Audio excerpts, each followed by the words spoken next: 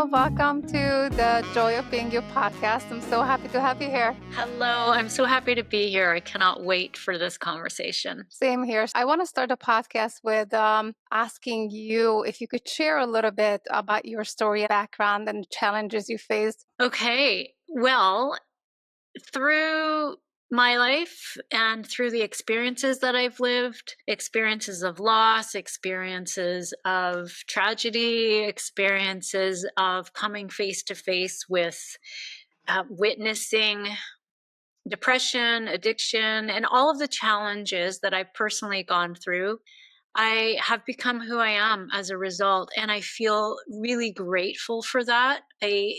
These challenges have brought me to a place where I feel gratitude for the life experiences that I've been given. And I know that we all have challenges in life.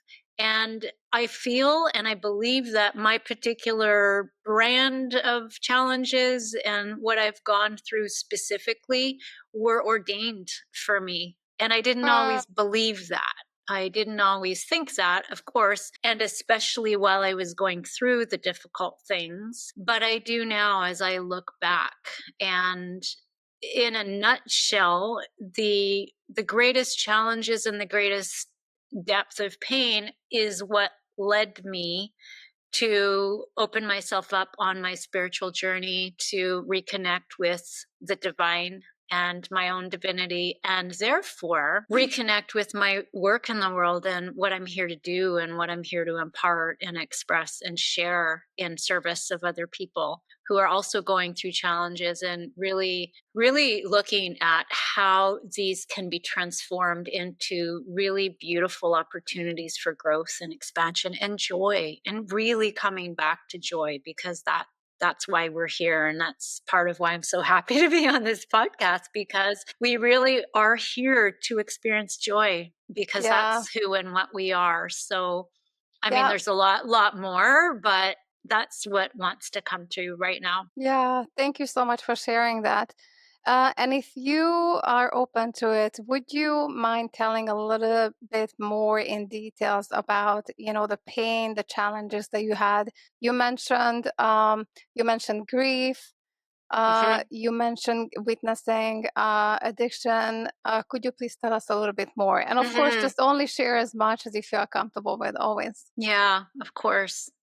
I do feel that sharing is, there's nothing to hide. I mean, there are a lot of details that are unnecessary to share, but I feel that it's in service. If it's in service of other people, then I'm so happy to share. And one of the greatest pains in my life was when my sister was diagnosed as being HIV positive, and it was on the heels of receiving a contaminated blood transfusion.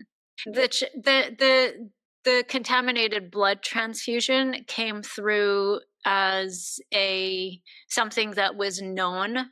The blood bank was contaminated, and that was a known fact. And Uh-huh. so as a result, there were lot of families who were affected, a lot of individuals who were affected, and my sister was one such person. And so she was diagnosed, and it was 10 years of anticipatory grief, because at that time there was no cure. There Uh, was no medicine that would lengthen someone's life. And so it was literally a death sentence. It was a fatal diagnosis. And no one knew, of course, how long it would take. And so it was 10 years for her and for all of us. And watching her deteriorate was one side of it. And also watching her be the warrior that she was, committed to finding a way. She was so uh, committed to finding a way. And she was also so committed to fully living as long as she could. And she really was such an important contributing factor to my resilience and my sense of purpose and my sense of determination to live fully expressed in my life. Because there was a moment in time where she looked at me and she actually, I'm going to say, screamed at me. uh, And she said, "Jewel, get conscious, because you get to live and I don't."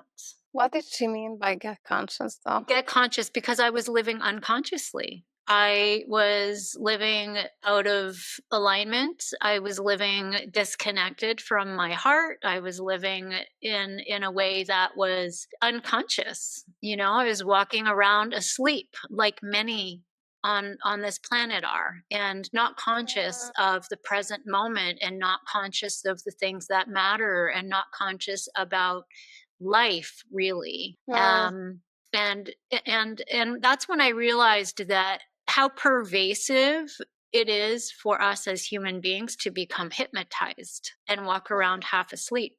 So when she spoke those words, it was such a wake up call for me, mm, such a powerful and potent awakening. And that's when I began to enter into the personal development and followed by spiritual development path that I've been on for over 2 decades now. mhm, And the 10 years were painful, of course, because it was a gradual deterioration. My hair went white during that time within the span of about 5 years. It went wow, gray and then white really rapidly. And eventually she died. And it I'm so was, sorry. yeah, thank you. Yeah, it was painful for our family. It was painful for all of us, and I had the privilege of holding her hand as she died. And it's just such a privilege. It was such a privilege. Yeah. Yeah, and I these are tears of like it's like I feel the gratitude in that, Mhm, like the privilege in that. The privilege of having someone trust you enough to be with them when they die. mm. And that's what Wow, that that's was. so So, powerful. Yeah. yeah, yeah. So that was my biggest, that was the biggest catalyst for my life transformation and my learning. Wow. I'm so sorry. I listened to your story, and I can't even imagine what it must have felt for you to learn about what happened to your sister, be there on her side, watching her. I can't even imagine. It was actually a moment of like extraordinary power. Like I felt the electricity move from Oh, her when body she into passed, my when hand. she Yeah. passed. Mm, Yeah, mm, yeah.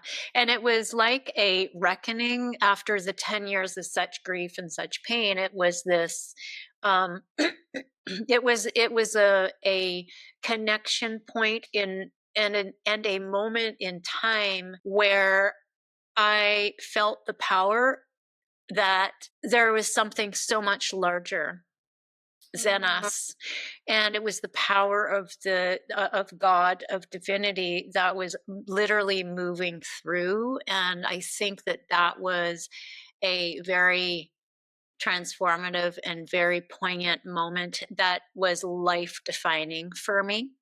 mhm. Hmm. Wow, that Yeah. sounds really, really powerful. Hmm. Wow. Hmm. Yeah. You told me Yeah. you mentioned what your sister said to you, that changed everything for you Hmm. to wake up and to become conscious, basically. And then you started talking about how most of us are asleep, and that's how we live our lives. Um, how did she know that? How did she know that that's what you needed? I believe that she was a conduit, Mm, and she knew instinctively, she knew intuitively, and she had been involved in a honest and on a spiritual path for a number of years herself, and she had tried to share her wisdom with me. And how she knew I was unconscious was that I was mm, repelling the wisdom.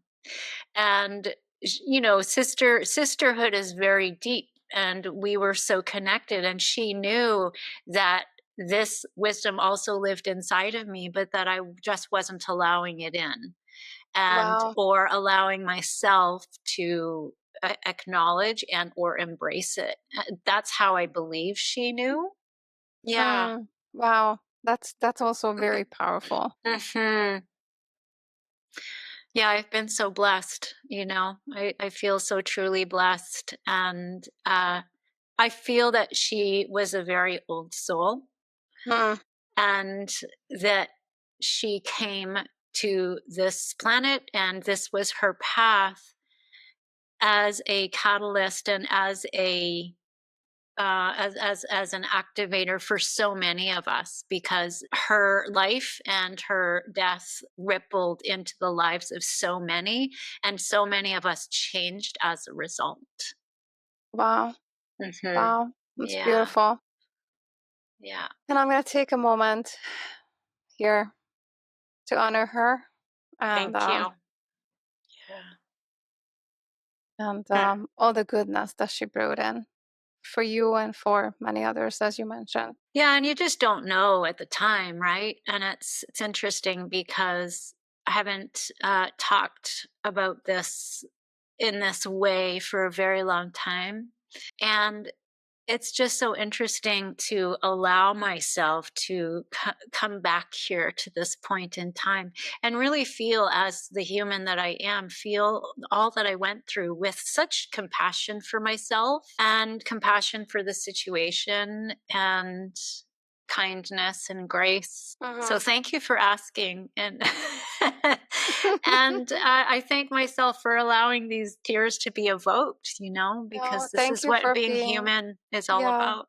Yeah, Yeah. no, and thank you so much for being open and vulnerable and sharing this. I know that this is not easy. Going back is not easy. I've talked to my guests before about this. They say that, my goodness, I haven't talked about this for a long time, and and they say the same thing. Like, it's interesting to put everything into perspective, because when we go Mhm. through it, it's a different experience, and when we learn the wisdom of that experience, that wisdom is going to change our perception, and how we remember that experience will change as well.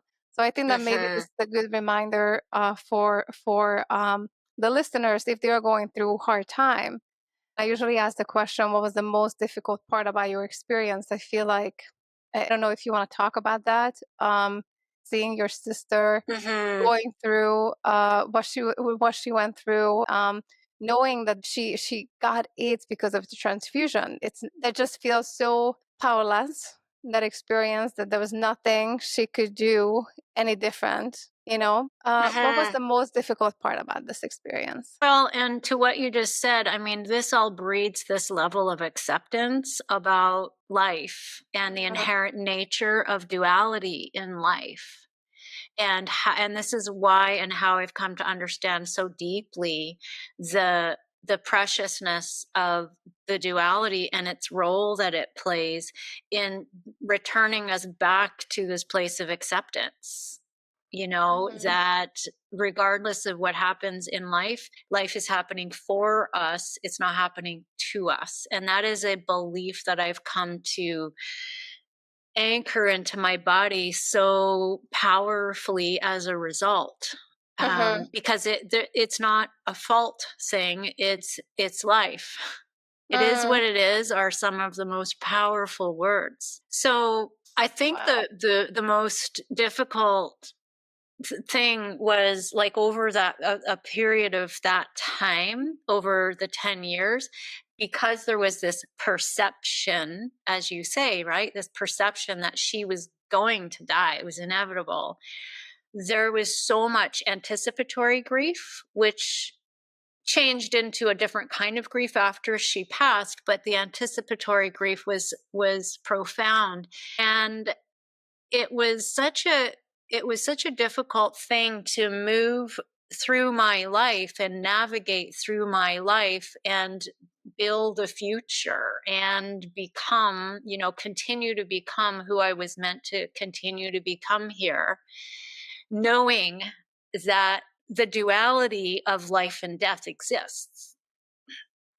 And so I remember the grief was so massive. And how I navigated that for myself was that I took the difficulty that I experienced through the course of every week. And on Friday nights, I would sit by the fireplace. We lived on a cabin by the ocean. And of course, that was part of the plan was that we had this sanctuary, and I would light a fire and I would turn on music that I knew would evoke tears. And unbeknownst to me, it was so that I could teach myself to move energy, because the energy of the grief was so excuse me, so contracted and so it was like a spring inside my system, and I was so tight and contracted with the grief, and the energy was so stuck that I naturally knew. I don't know how I knew, but I knew that the energy had to move. And so I used this ritual that I created for myself on Friday nights, and I would put on music that would evoke tears. I would allow the tears to move through, and by virtue of allowing the energy to move through, I would come to a place of stillness, of acceptance, of finding this kind of relief for another week, you know? And Mm, so I carried on like that for many, many years. And that was a difficult part, I think, was that, that going between the grief and the stillness and acceptance. And then, then I would start my week again, and my mind would go to the fear, and my mind would take me into the scenarios, and my mind would, lead the way. And so what ended up happening for me through that difficulty was that, and this is actually the first time I'm saying this out loud and really recognizing this, actually, but where I began to understand and identify, unbeknownst to me, the difference between head and heart, mm, because I was in my head and in fear, and then I would come into my heart by virtue of, allowing the energy to move, coming back to heart and feeling it's going to be okay. Like, it's okay for some reason. I just mhm. knew. And this is how I built my faith. This is how I built my trust in something that is larger than myself, and not without the difficulty, not without navigating through the duality. And it was a way in which I was able to find that center point, that neutral point, in the inside of the duality, the highs and the lows. And so I do remember that there were many joys during those 10 years and after. And I was able to, teaching myself how to move the energy this way, showing myself how to do that. I was able to feel the joy equally so. I had a daughter in that time. My firstborn in that time. Mhm. My daughter was born 4 months before she passed. My sister had been waiting Wow. for her. Yeah. And so there were a lot of joys, and equally so a lot of pain. And so that was where I feel and I believe that I extracted this wisdom, Wow. this wisdom about how to navigate the duality that's inherent in life. That's very powerful. That's very Mhm. powerful because we just want life to be good, but we Yeah. have to accept, as you say, we have to accept that duality. There are good things and there are hard things. There are challenging things, and what I learned during my yoga practice is that good or bad is the same. It's just an experience, and when we learn to hold space for both of those experiences, the same space for both Mhm. experiences, Mhm. we basically surrender to life, and that's really where we can gain inner peace and peace with Yes. life as well. So we are not fighting anymore. And that is truly the space of presence. That's a space of Mm, stillness. And this is where our greatest power lives, is in the presence of the in between, isn't it? yeah, no, it's very powerful. I love it. Thank you so much. Thank you. Um, so you created a ritual for yourself during the time she was still here, she was still alive, that helped you through the grief and the pain. After her passing, how did you move forward when you find yourself in a challenging space? After her passing, I had just begun a journey with working through Kundalini yoga. And it was a spiritual yoga. And I worked with a Swami for 14 years on the heels of her passing. And I know that part of that was in honor of her request to get conscious. Mm, And I became conscious and became more and more aware and became more and more attuned and self connected as a result of walking this spiritual path. And so how I helped myself was I continued to expand in understanding, in self understanding. I mhm, continued to expand in my own breath work. I continued to expand in my own grounding practices. I continued to expand in my own rituals, and I continued to expand my trust in divinity. And I think the biggest thing was that as a result of all of that, my relationship with the divine expanded and became a love affair. mm, Yeah, yeah, yeah. that's And so beautiful. that's why much of my life, my work, everything that I'm about now is directly connected to the divine in all things, the magic, the beauty of mother nature. And I would say that mother nature has always been a through line throughout this entire experience and my whole life, actually.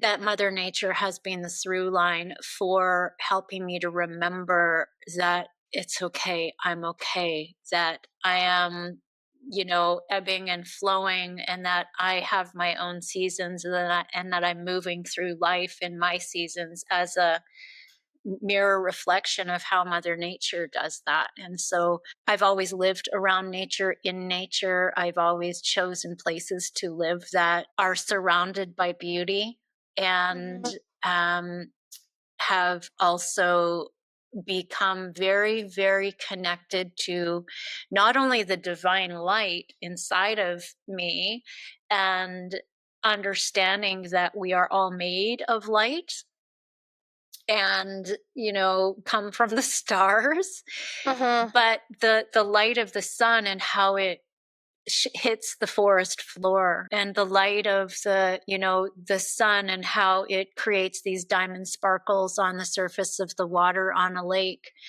all has come into play around my relationship with the divine light. And that has really sustained me and informed all of who I am, and like I say, my work and my relationships. And I can't even it's really immeasurable what that's given me. mm. Wow. Yeah, I can feel that. I can feel that. Would you say that your spiritual practice and developing this relationship, this really deep, meaningful relationship with the divine, is what helped you through the difficult times and shifted your perception and supported you during your healing work? Mhm. Yeah, 100%.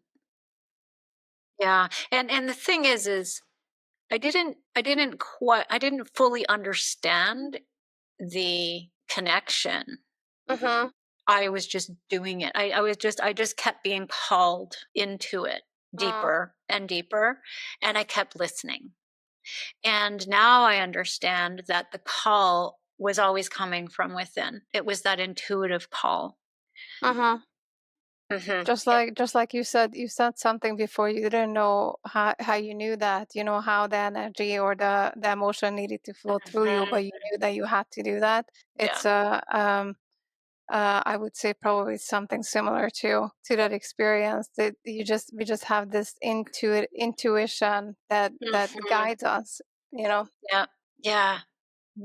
It's And I believe we all do. We just sometimes it's so subtle and nuanced that it's hard to grasp, and it's it's something that is only recognizable in that stillness. mm, So I would actually like right now. I'm thinking of what you said at the beginning when you started sharing your story before, when your sister told you to become conscious.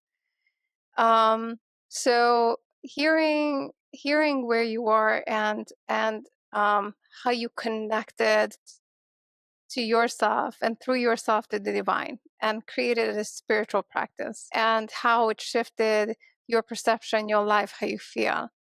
If you would put your past and where you were when your sister said that become conscious and where you're right now, what would you say the difference is?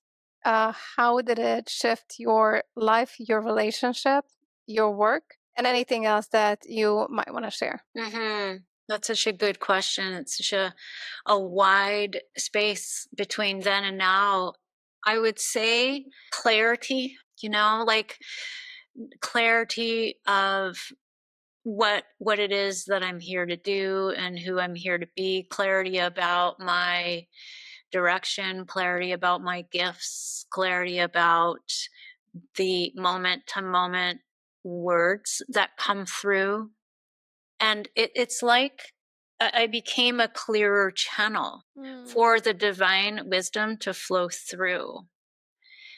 Where, and I see this so much where when the channel is closed, there's no clear communication between human and divine. And we are both, right? We're both.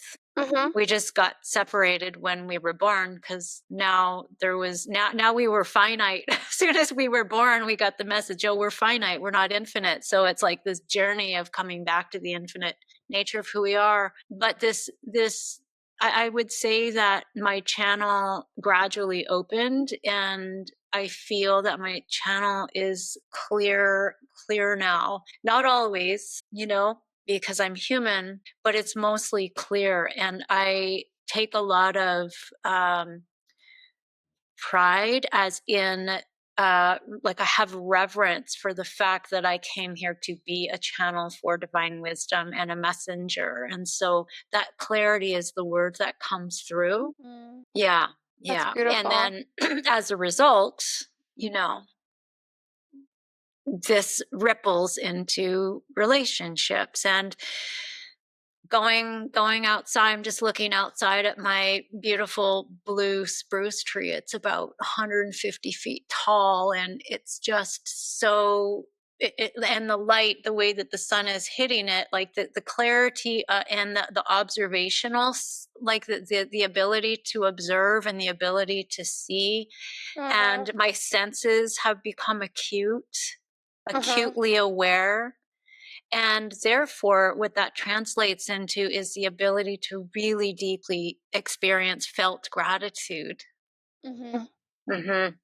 And I would assume that most experiences are much deeper, right? Hmm. So gratitude, like you just what when you were talking about the tree and the light, and then the feeling, and then your heightened senses, what came to me is that it's just literally like really truly being alive, Hmm. and being so present to what is in that moment, that you just feel everything, like you're open to all of it, all of that experience. It's Yes, sometimes we when we and I have to go back to what you said about pain and joy, that they're both part of life. And as I said, like, if you're holding it in the same space, then we are open, we stay open. We can't just stay open to one experience. We can't just stay open to joy. If we are open to joy, we also have to be, if you truly want to be open, we need to be open to other experiences as well.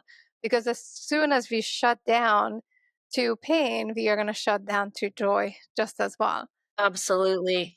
Yeah, Yeah, yeah. so that's what I feel as you were speaking, that you're just so present Mhm. in your life and so open to your Mhm. life. Yes, and that's so true, because when I think back to when she said get conscious, and she said it, that's a nice way to put it.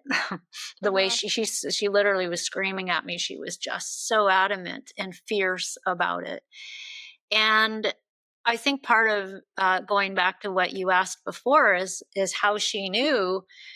And what she knew was that I was shutting out the pain, because we had grown up, in a volatile home. And we both had pain and I was shutting it out. And as a result of shutting it out, and this is what I have come to see and understand in the human psyche, is that it's like we live to avoid pain, and that's what I was doing.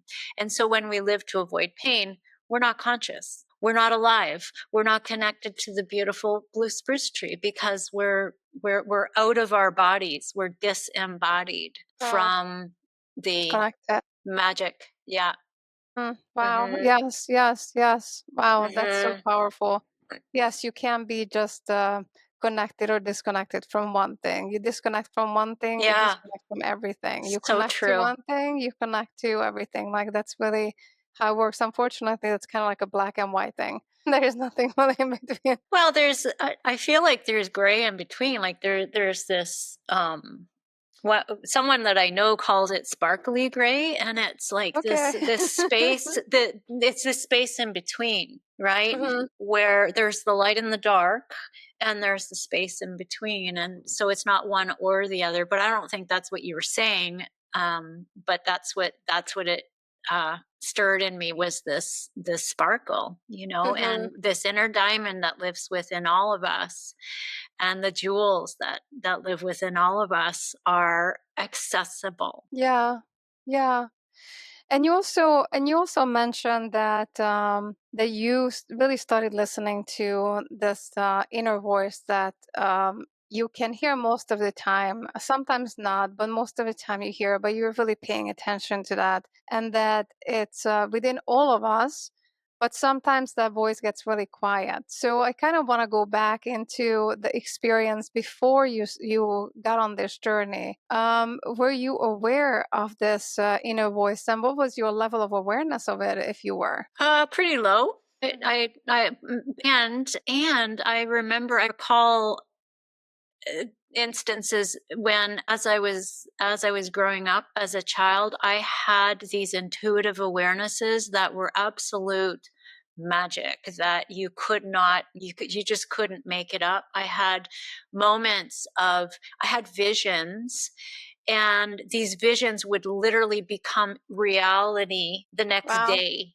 And Wow! so I had these awarenesses as a child, but I think what happened is that I didn't take them as seriously as I do now, Mm-hmm. and Yeah. not in a serious way, as in serious, but that's the wrong word. I didn't take them as face value. I didn't. I took them for granted, I think, but I had many instances as a child where I created from this kind of magic and just didn't really pay attention. That's so So I think interesting. self awareness, and self understanding is such a big part of the transformation, that, Mm-hmm. with the willingness to walk the path, that's what became and becomes available. Mm-hmm. Hmm. That's so powerful. So, what would you say? How did your life change because of these experiences? So yes, we talked about that you're being more present and your senses are heightened, and you're just living. You're like truly living, right? How but I want to talk about something that's a little bit more tangible, right? Like how did it shift your relationships? How did Mm. it shift your relationship with your work? I know that you are doing the work that you want to do. Um, but I assume that this was not a change one day to another. So could you tell us a little bit more about how this transformation affected your life all around? Mhm. Mhm. In terms of my relationships, it definitely contributed to more clear and connected relationships, more clear and connected conversations, moving through hard conversations with grace. Learning to do that wasn't always that way. And more clear and connected love between my husband and I of 37 years, my kids and I, my mom and I, my dad and I, those that are around me, friends, clients. And In terms of the impact of all of this on the work that I came here to do in the world, it allowed me to really acknowledge and stand in my true gifts. I wrote a book called True Gifts: Ignite Your Soul Magic and Monetize the Highest Expression of Your Purpose. And that book came through, it was channeled through, it came through my experience of coming into this soul magic and therefore translating my experiences and what I'd learned and my rituals and my tools and the ability to connect with one signature blueprinted gifts. And it allowed me to see the same in others and therefore support others forward in their journey, in their career journey, in their business journey, to be able to uncover those true gifts inside themselves that are really, under the surface. So it tangibly really allowed me to fully claim my gifts and therefore become a living, breathing expression of those gifts through the work that I do and supporting others to be able to do the same thing. But what I feel really honored about and what I feel really grateful for is that I discovered my gift of the practical, the tangible, the ability to guide people into taking next steps that come from really sound, intuitively sound decisions, and the spiritual side. So I've come to be able to marry the practical and the spiritual together in service of helping lead people forward in their lives, lead themselves forward in their lives. And I've come also to a place where I've been able to land in my deepest purpose. And part of the challenge, as I witnessed earlier, I talked about witnessing depression and addiction in my family. What I witnessed was someone who was directionless and had no purpose.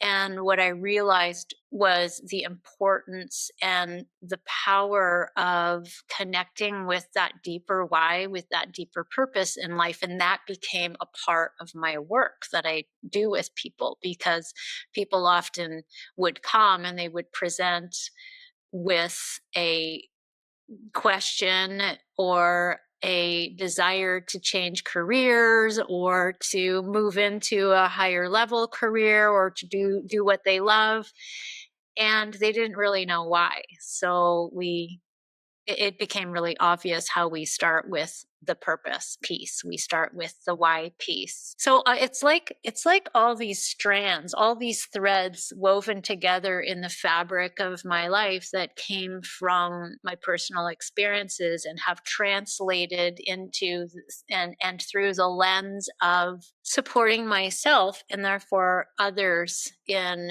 realizing the unrealized potential, and That's doing that beautiful. through the vehicle of work and the work, quote unquote, that we bring to the world and That's do in the beautiful. world. Yeah, so your work is your being. Yes. Yeah. I said that in the podcast before. I believe that our purpose is to be ourselves. But then there is, what does that mean? Because that comes with something else. That brings something else forth, right? So being can be doing, right? Just who we are. Mhm. That can be our work, which is beautiful. Well, it is. And Beautiful. a lot of people say, well, you have to separate your work from your personal life. And that's true, of course, of course. But that doesn't mean separating who you are from what you do in your work. What that means to me is, dedicating time for quote unquote work and dedicating time for play. And my goal for people, because I've experienced it and I'm experiencing it myself, is for work to become play, for work to become joyful, for work, because we all work. We're all called to work. And even I've had a handful of clients over the years who didn't work. and who were retired and who retired really early. And they experienced the same kind of lack of fulfillment that those who were working in an unfulfilling job. But because they weren't working, quote unquote, there was no purpose Mhm. for them. And Mhm. so we worked to help them to define what purpose means to them and what kinds of engagement with life that they desired, whether it was traditional work or not. But the fulfillment piece at the soul level is the key. Mhm. So Yeah. our we can, yeah, I love the title of your podcast for this reason. Mhm. Yeah, Yeah. it was just something that I downloaded like through a meditation. So I'm not going to take credit for it. I don't like to take credit for anything like that. I just, as you said, sometimes when we get really connected, we channel things through, and Mhm. that channel is to support ourselves and others, on their journey. And the podcast was one of those things. I didn't want to do a podcast. I've done a podcast before. I didn't want to talk about myself. I didn't want to put myself out there like this, the way I'm doing it. But I followed that message or guidance, from within, or from the divine, wherever it comes from. And that's it. That's why we are Mhm. here. So Oh, and I'm I'm very happy that you happy. did. Same here, because I just doing this podcast and having these conversations are so meaningful to me. I love connecting to people, and I love connecting on a deep level. So Mhm. it's hard to have these type of conversations in life. I have to say, not everybody is Yeah. open to it. So I have an Yeah. excuse to have these conversations. Oh, I'm so glad. I'm so glad. I love these conversations too. I don't really I've never felt like I fit, Mhm, in the world, mhm, and I've never felt an ease with superficial or surface mhm, level mhm. conversation. And I've always gone right into the depth of things, and that Same. that is very uncomfortable for most people. Oh, Um, imagine my dating life. Not for that, but it's pretty challenging. yeah, Um, yeah. yeah, I'm the same way. I'm the same way. I the and you were talking about your relationships and what changed and shifted in your relationships, and what I heard you say was that your relationship became deeper Mhm, and more conscious and mhm, also more meaningful. So for me, like, because we are talking about the connection, for me, the connection, the level I am capable of connecting to myself is the level that I would like to connect to other people, mhm. because that's the juice. Like, for me, that Yeah, just aliveness, that feels so fulfilling I and hear you. so content. Like, and just being present to your experience and your life and how you share it, and your words, and all of it. I think that's just everything for me. Like, it's just so meaningful to me. Thank um you. so, no, thank you. Thank Thank you. you. Thank you for being here and sharing this. This is, as I said, it's really meaningful. That's the only word that I can say. What do you It is to me celebrate? too. Yeah, thank you. Thank you so much. What do you celebrate most about where you are today? And what are you the most proud of about your journey? Hmm. I love that question. I celebrate most the people in my life that I have had the privilege to connect with on this topic, of connection and depth of relationship. I am so, so, so, so grateful for those that I have crossed paths with, those who've chosen to be my children, those in my family, and the clients that come into my vicinity. There's an instantaneous pull that they feel, and they can't describe it. I couldn't describe it, but those that I have the honor of supporting, those who are friends, those who are colleagues that really connect on a heart level. And I think that this is really pointing to what I'm most grateful for and celebrate is this connection to heart, coming back to Mm. heart. And the more Mhm. I come back to heart, the more those are in my vicinity come back to their hearts as well. And I really feel that the world needs that. The world needs to come back to heart. Oh, And yeah, 100%. yeah. And really, it's Absolutely. like the question is, how do we do that? And this is what my entire body of work is about, you know? Which I actually would love to hear a little bit more about, but I have 3 more questions for you. We close the podcast with the same 3 questions. Okay. And then after you answered, I would love to hear about the work that you do and also your book because I see your book behind you. Okay. So, my first question is, what advice would you give to your past self who was struggling and who was going through the pain and the grief? Trust the process. Uh, Trust the process. isn't isn't 3 that isn't that so so hard to do?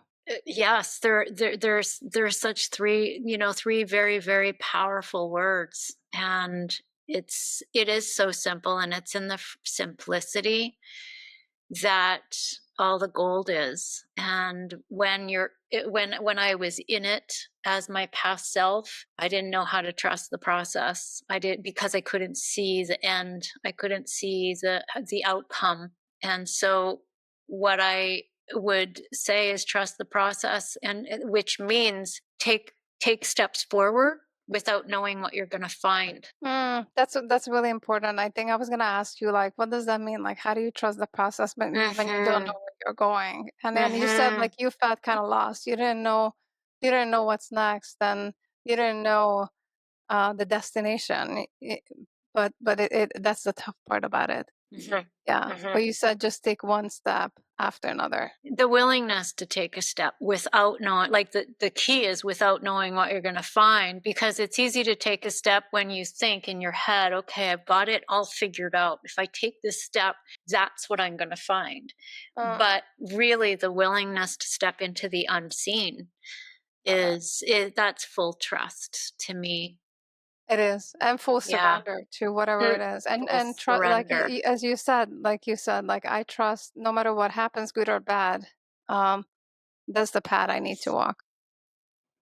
Mhm. Mhm. Yeah. So powerful, Yeah. beautiful. Thank you. Yeah. You're welcome. Thank you for asking.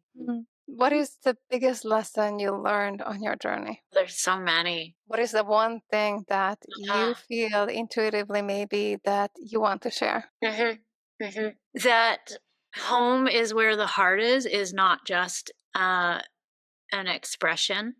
That heart is truly home. This is truly where our home is within the heart. It comes back to heart.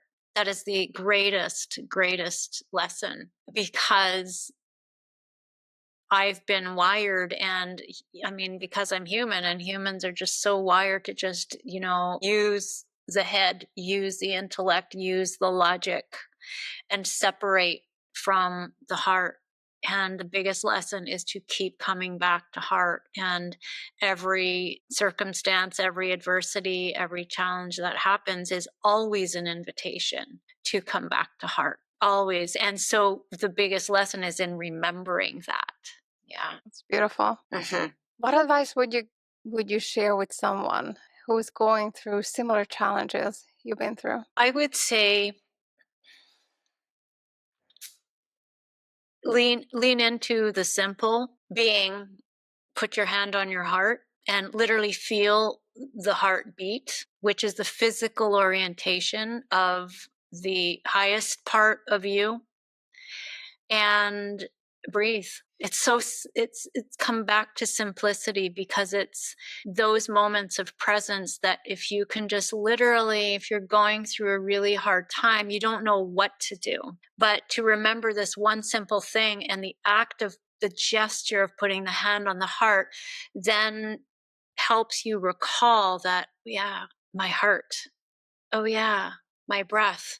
Oh, right, I need to breathe. So it's like a, sort of a 2, 3 step method of remembering that you are coming back to heart and that you are love and all these things that we talked about today, that you are still okay. You're going to be Mhm, okay. And this is how I've always done it. Oh, right. What does my heart say? Oh, you're going to mhm, be okay. Don't know how, but you're going to be okay. So it's this act of reconnecting with heart that is it's such a simple act. And I think it's underrated. I know it's underrated because most people, because of the complexity of the mind, say it's not enough. mhm, You have to figure it out. You have to find a solution. mhm. And no, it's not it. Yeah. Yeah, the solution is really going deep, and as you said, like really being in touch with our hearts. Yeah. Back to presence. Yeah. Yeah. Yeah.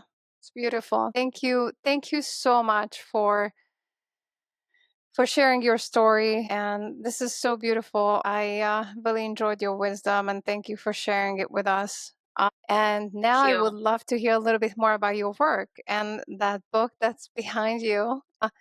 And you mentioned it throughout the podcast what you do, but could you just please tell a little bit more about that to the listeners? It was written in workshop style, actually, and takes people through defining their gifts, mining for their gifts. It takes people through accessing the seed of their purpose, takes people through preventing that confusion cycle that happens, the looping that happens in the mind when, somebody's in a state of questioning or doubting, what should I do? What are my gifts? How can I ever get paid to use my gifts and monetize my gifts?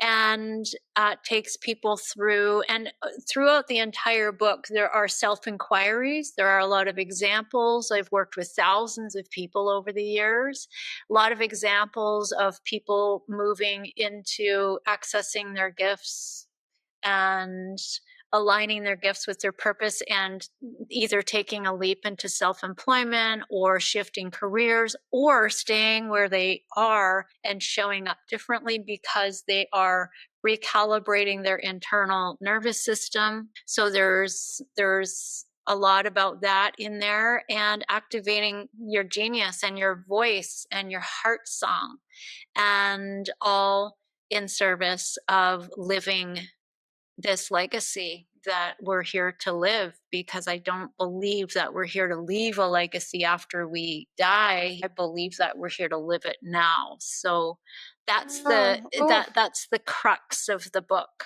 no, love that. We are Yeah. not here to leave a legacy when we die, but we are here to live the Mhm. legacy. Yeah, by virtue of being who we are now Wow. in our highest expression, Mm, and willing to, and I talk so much about this in the book, is willing to not only accept that our gifts are enough, but that they are so precious to the people who are meant to receive them, and yes. invest in your support in however, however you deliver whatever it is that you do, however you show up, that we're here to we're here to really honor that. Yes, and what came to me when you said that, and I'm just going to say this quickly: when we open our hearts to ourselves and to our gifts, and then that's the only way we can show up. So even just that fact that we opened our heart Mhm. is benefiting everyone. Absolutely. Yeah. So Absolutely. besides the book, so are you coaching? Do you have group coaching sessions? Like, what do Mhm. you do exactly? And how can people find you? Okay. I do both. I have group coaching containers. I have one-on-one containers, and I have a community where all of these tools and practices and resources that I've developed over the last 2 decades that didn't have a home before. They were all over, and I would inject them throughout the course of my coaching. And through the course of spontaneously offering an activation with the client in the moment as we're in connection with one another and support of that person, I have developed dozens and dozens of highly heart coded activations and developed the heart language healing method, developed heart keys, which are words of power. I mean, there's so much. Developed the inner somatics method. And so all that to say that over the years, all these tools and resources and this body of work is now housed in a community that people can come into, and it's a hybrid community where there are lots of free resources and then there are paid resources and offers, but everything lives inside of that community. So I would invite anyone who is curious or who'd like to come into closer proximity with me and receive any of these resources